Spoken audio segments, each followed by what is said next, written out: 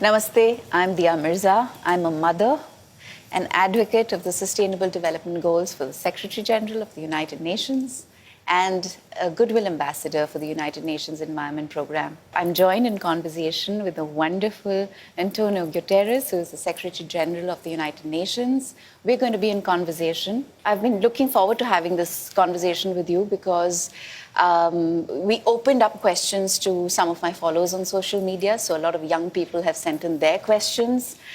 And of course, I have had the privilege of witnessing your work and witnessing how you're possibly one of the few leaders in the world who speaks as plainly as you do and as frankly as you do.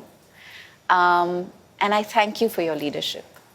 Am I free to ask you questions now?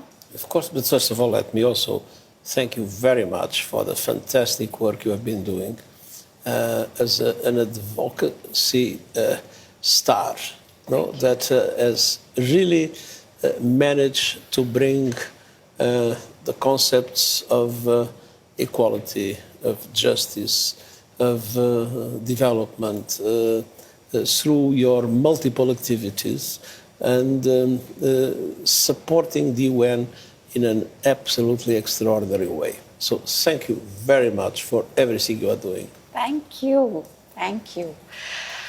Should we start? Yes, of course. Okay.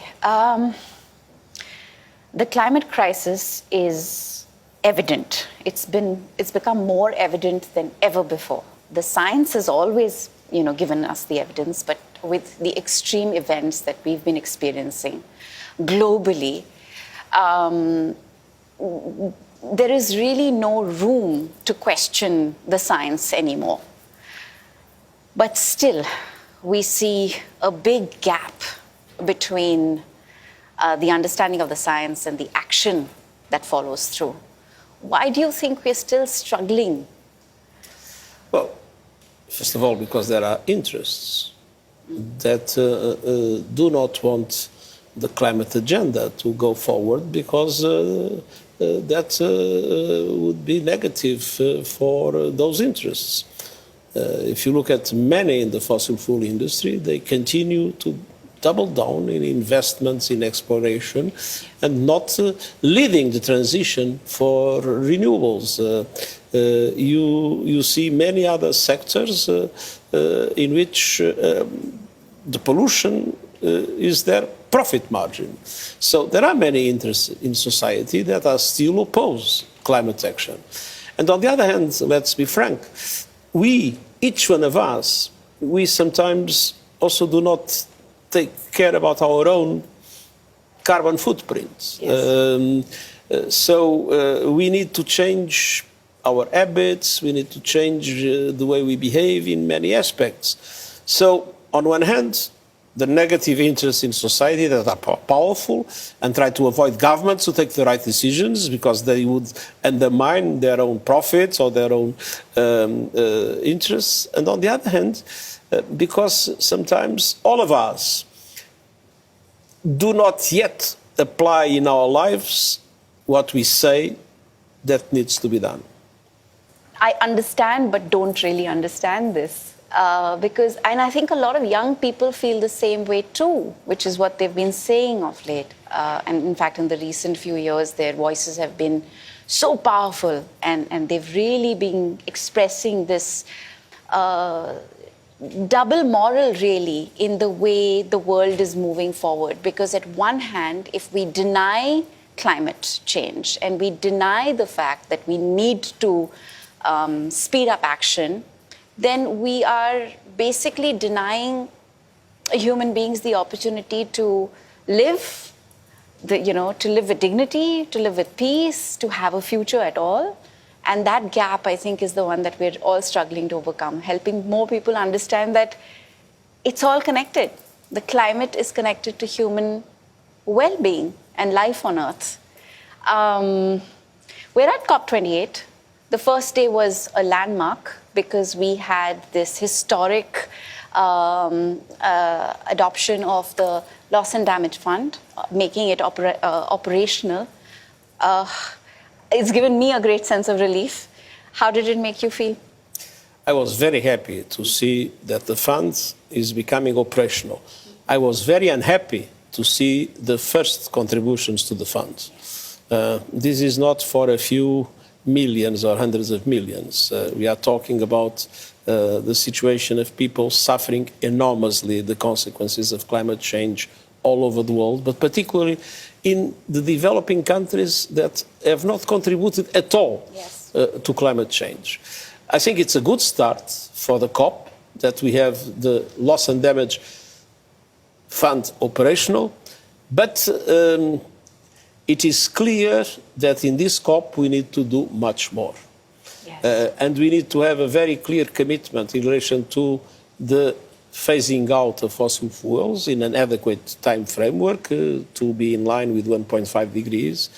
We need to take decisions to be able to triple renewables, to double energy efficiency, to bring clean energy to everybody by 2030. And this requires investments, but this requires adequate policies and strategies. And this requires, of course, fighting against many interests that do not like this to be done. We need also this COP to be the symbol of climate justice. And the situation today is extremely unfair. And the loss and damage is exactly the recognition of that unfairness. Look, Pakistan is a country that had very little contribution to climate change. The floods in Pakistan have been an absolutely horror. If you see the drought in the African continent, again, the African continent doesn't contribute to climate change, but the impact has been devastating in all regions in which life becomes impossible. If you see the floods, the forest fires everywhere, mostly in developing countries, you see that it would be necessary to mobilize much more funding for those countries to be able to invest in the resilience of their communities, in the resilience of their people. So there is this climate injustice that needs to be corrected. And this is the moment to do it here in the COP28. And for that, developed countries must must implement their commitments. Yes. Namely, the commitment to provide $100 billion per year for developing countries in climate action, to double the financing for adaptation. Adaptation means the investments necessary to build resilience of communities, and to, let us be clear, to make this loss and damage fund a serious fund, with the billions of dollars that are necessary to make it effective in supporting the communities that are dramatically impacted by climate change. 4 billion people have been impacted by climate change. That's, because climate change became the existential threat of our generation. Exactly. You've recently been to Antarctica. I followed your trip there, and I followed your trip to Nepal as well. And you said something very important in your speech today, where you refer to the fact that even though these places are in two different parts of the world on our planet, they're experiencing a very rapid, change in climate with the glacier melt and the melting of the ice, and how that impacts everyone everywhere. Well, starting by Antarctica. Antarctica and Greenland, because Greenland is also a huge ice mass over land. It's not just ice over water, it's Iceland over land. So when it melts, the sea level rises. Antarctica and Greenland are melting 3 times faster than in the 90s. And with melting ice, you have rising sea levels. And with rising sea levels, you have all the consequences that you can imagine for coastal areas. But Antarctica is also, because Antarctica was separated from South America, and when Antarctica got separated from South America, a lot of strong currents, the strongest currents that we have in the world are around Antarctica, and then they spread all over the world, and they are regulators of the climate all over the world. And they are slowing down, because the water is becoming warmer and becoming less salty. So this could have devastating consequences in relation to climate changes in different parts of the world. What happens in Antarctica doesn't stay in Antarctica, can be seen everywhere else. But in Nepal, I saw the glaciers retreating. These are now consequences in relation to floods, in relation to devastation of communities, because there is more water coming out of these glaciers. But as the glaciers retreat, one day there will be no more glacier to melt. And these glaciers are the glaciers that are feeding rivers like the Indus, the Ganges, and the Brahmaputra. Of course, there will be other sources of water, the monsoons, but this means these rivers will have in 10, 15 years less water. They already have less these water. Rivers are facing rising sea levels, and they have deltas that are very low. Millions and millions of people could be displaced in India, in Pakistan, in Bangladesh. So when we see the glaciers melting in the Himalayas, it's not only the Himalayas that are to be considered, it's all the impact in South Asia and all the devastating consequences that can happen. And so we must look into these clear signals of nature telling us, change your course, stop your madness, or we will strike back on you. And we are striking back. And we will lose. Yeah. I mean, nature, when nature strikes back, it can be devastating.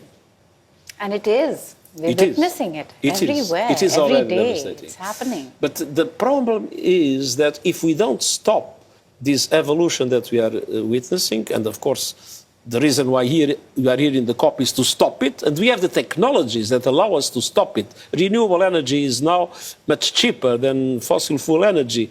We have we have electric cars that are easy to produce. I mean, there are lots of things are changing. We can decarbonize much more quickly than in the past, so we can stop this madness. But if we don't, then, of course, the consequences will be absolutely devastating.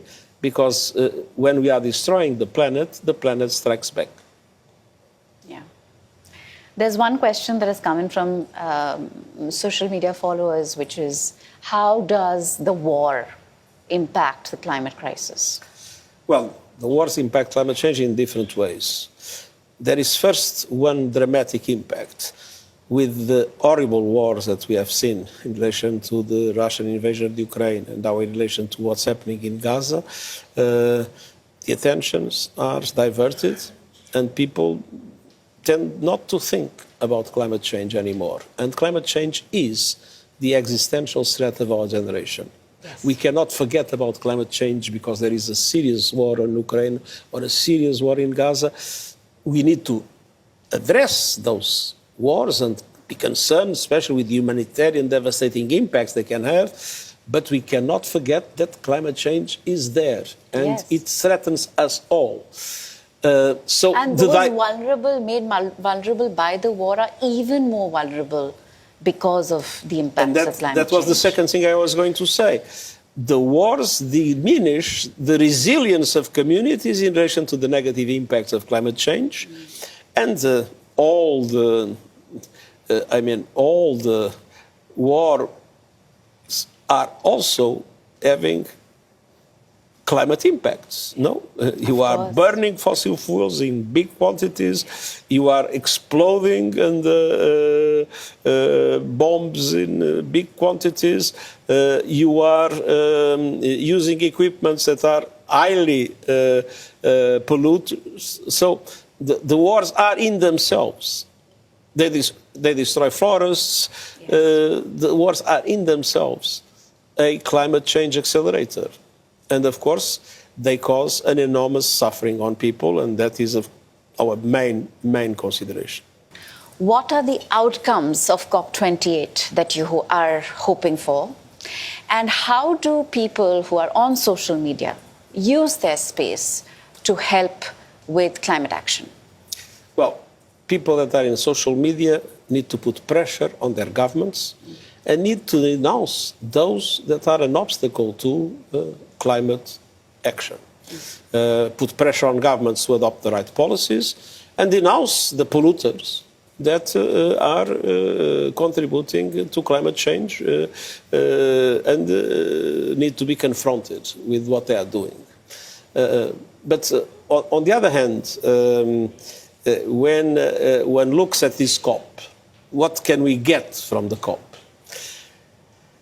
First, it would be very important, this COP, to tell all governments very clearly, as a commitment, that in the next so-called national determined contributions, and the national determined contribution are the commitments that governments make in relation to climate action, and they are to be reviewed in 2025. The present ones would lead to an increase of temperature that would be much, much more than 1.5 degrees. So they need to be corrected. And they need to be aligned with the objective to limit temperature rise to 1.5 degrees until the end of the century. And there must be a clear orientation from the COP to all governments that they need to change their policies and to change their commitments and to change their objectives to align them with our objective, 1.5 degrees maximum increase of temperature. Second thing I believe this COP must do is to be clear in relation to the phase out of fossil fuels. Phase out of fossil fuels, naturally, with a time framework that corresponds to 1.5 degrees. Fossil fuels will not disappear tomorrow, but there needs to be a commitment to phase out at the right moment, with a roadmap to get there. And at the same time, to make all governments commit, as I mentioned already, to triple renewables, to double energy efficiency, and to bring clean energy to everybody. We still have millions and millions of people without electricity. Yes. The African continent, a large part of the population has no electricity. I mean, we need to bring energy to everybody, clean energy to everybody, because that is also essential for them to be able for their children to study, to be able for them to have their farms operational, to be able for them to have a normal life. So these are things that I would like to see coming out of this COP. Strong commitments in relation to the phase-out of fossil fuels, in relation to renewables, to energy efficiency, and to bring energy to all. And then climate justice. We need much more justice in climate. First, those that suffer more are not those that pollute more. And second, the resources that are made available by developed countries to developing countries are far from what is needed in relation to the impacts of climate change that already exist and in relation to the investments that developing countries also must make to reduce emissions and to contribute to climate action. And this climate justice requires very drastic changes in the way financial resources are today distributed in the world. And we have a large number of countries that is highly indebted. They have no fiscal space to invest in climate. It's absolutely essential that they receive the solidarity of the developed countries, at the same time that the multilateral development banks, the international banks, change their business model in order to be able to support them much more and to also, giving guarantees and through other instruments, bring much more private finance into developing countries at reasonable cost for climate action. If we can get these three things, clear commitment to make governments change their national determined contributions, to make those national determined contributions in line with 1.5 degree the next time they review them in 2025. Second, phase out of fossil fuels and big investment in renewables and in energy for all and in energy efficiency. Third, acceleration of what needs to be done for climate justice to be effective, and that means a lot more support to developing countries. For adaptation and mitigation. For adaptation and mitigation. But for adaptation in particular, yes. Because there has been much more support for mitigation, which not means reduction of emissions, than for the investment that are necessary for the people to be able to resist to the already existing impacts of climate change. Thank you. Thank you very much. Do you have any questions for me? Yes, I have. Okay. I mean, one of my questions is, in your work of advocacy, and you are advocating for climate, and you still have climate deniers, and you still have people in campaigns, do you feel that pressure? Are you attacked? Oh, of by... course I'm attacked. I see a lot of hate. Yes. I'm attacked all the time. You feel harassment? Of course. Oh. It's very hard to be a climate advocate in the social media space. But while there is a lot of harassment, and yes, we are attacked, there is also an incredible rise in support. And I get so much strength by my interactions with young people, not just in India, but all over the world, who are not just understanding and adopting the science and educating and informing themselves, and of course using all of their strength and resources to educate and inform everyone else around them, but are also innovating and are leading the way with solutions. And that gives me a lot of strength. And I think that when you are so driven by purpose and you care so deeply about bringing change, and you understand, I mean, I always say this, now I only introduce myself as a mother first. The most urgent call for action in my life is to help inform people about climate. Because I think that this work of advocacy is so necessary, and it's so necessary for the health and the future of my children and our children. And so, yes, while the hate can be hurtful, most often now I ignore it because I focus on the good work that's happening and the fact that I've been able to build momentum, and I've been able to bring people together, and I've been able to, in my own small way, bring climate into the forefront of conversations in India and some parts of the world. But, I mean, you have millions of people that interact with you through social media. What are the key messages that you receive from them? I think there is a lot of question about what is the lifestyle of aspiration, because there is a certain model that has existed, that has kind of everyone perceives as the ideal life, and what we're trying to build is the understanding that sustainable living is not necessarily highly consumptive. It is one where you start recognizing your patterns of consumption and understanding how you can use less and waste less and not be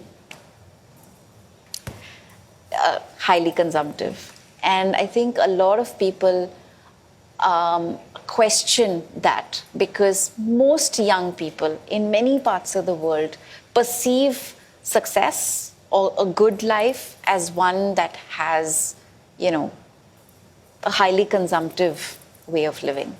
So I think that's really the dichotomy that everybody is trying to deal with and overcome. Because if you look at, cinema, or you look at any mainstream storytelling, the aspirational life is one where people are flying jets and people are doing things that most people in the world can't afford and do. And I think it's that gap as well that young people are trying to understand. But they understand it so beautifully. So many of them have changed. I think it's the older generation that is very, very confused about what sustainable living would really mean, what does it truly entail, and what will be the way of doing business going forward. How can we truly make the shift that is necessary? If you had the power in this COP to impose one decision of the COP, and that power would be implemented, what would you use your power for? To action a complete phasing out of fossil fuels. that would be a very good use of your power. Well, we're idealists and we can only hope for the best. I want to end this with one last question. Yes. Given, the nature of your job and everything that you're exposed to every day, what gives you hope? My hope is that I see the young people much less narrow-minded, much less nationalistic, much more cosmopolitan, with a much more sense that they are also citizens of the world and not only of their country. And that gives me the expectation that the level of stupid conflicts that we are witnessing today, by the way, a male-dominated society, if there would be gender parity in the world today, we wouldn't have the wars that we are having. Or the climate crisis. Or climate change. So I see the young people much more open to gender parity, much more cosmopolitan, as I said, much less.